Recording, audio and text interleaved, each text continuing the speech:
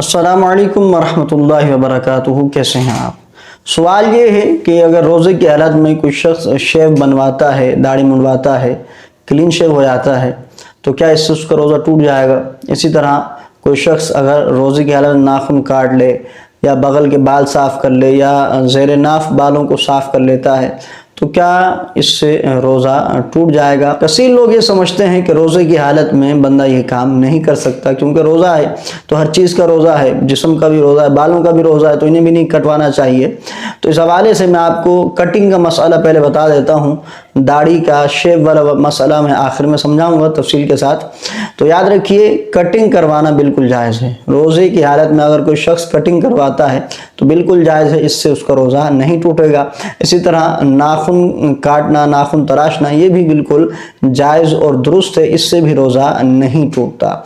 इसी तरह ज़ेर नाफ बाल हैं या बगल के बाल हैं, इनको भी साफ़ करने से रोज़ा नहीं टूटता। तो बिल्कुल दुरुस्त है इन्हें साफ़ करना, बल्कि अगर 40 दिन के करीब होने वाले हैं तो फिर तो लाजमी साफ़ करना पड़ेगा, कि अगर 40 दिन हो गए तो फिर गुनाहगार होंगे, क्योंकि बगल के बाल, नाफ के नीचे के जो बाल हैं, इन्हें 40 दिन पूरा होने से पहले साफ़ करना ज़रूरी होता है। वैसे सुन्नत तो ये है कि हर हफ्ते ही आप इसे साफ़ कर लें। हर हफ्ते अगर आप साफ़ नहीं करते तो 15 दिन में साफ़ कर लें, वरना 40 दिन पूरे होने से पहले आपको साफ़ करना ये ज़रूरी है।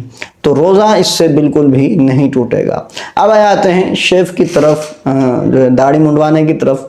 तो याद रखिए, आम दिनों में भी दाढ़ी मुंडाना नाजायज़ व हराम है। यानी एक मुट्ठी दाढ़ी रखना ये वाजिब है, एक मुट्ठी से जो घटाए तो ये गुनाहगार होगा। जिसकी आती नहीं है, छोटी है, वो गुनाहगार नहीं है, लेकिन जिसकी आ रही है और वो कटवा रहा है, कैंची हो या उस्तरा हो या ब्लेड हो, कुछ भी चीज़ हो, अगर वो बाल को काटता है, बाल उसके छोटे हो जाते हैं, तो वो शख्स गुनाहगार है। तो ये तो आम दिनों का मामला है। रमज़ान का मामला तो इससे सख्त है, क्योंकि रमज़ान में जो नफिल नेकी की जाती है वो ऐसा है कि जैसे और दिनों में फ़र्ज़ अदा किया हो, और रमज़ान में अगर कोई फ़र्ज़ अदा करे तो और दिनों में ऐसा जैसे 70 फ़र्ज़ अदा किया हो।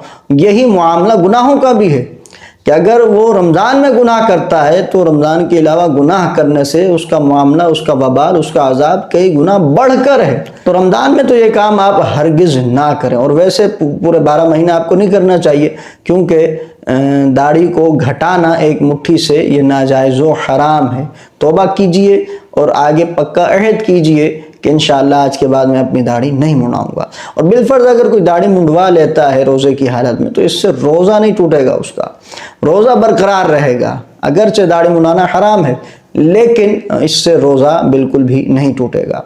मुझे उम्मीद है कि मेरी बात आपको समझ आ चुकी होगी। इस वीडियो को लाइक और शेयर ज़रूर कीजिएगा। अस्सलामु अलैकुम वरहमतुल्लाहि वबरकातुहू।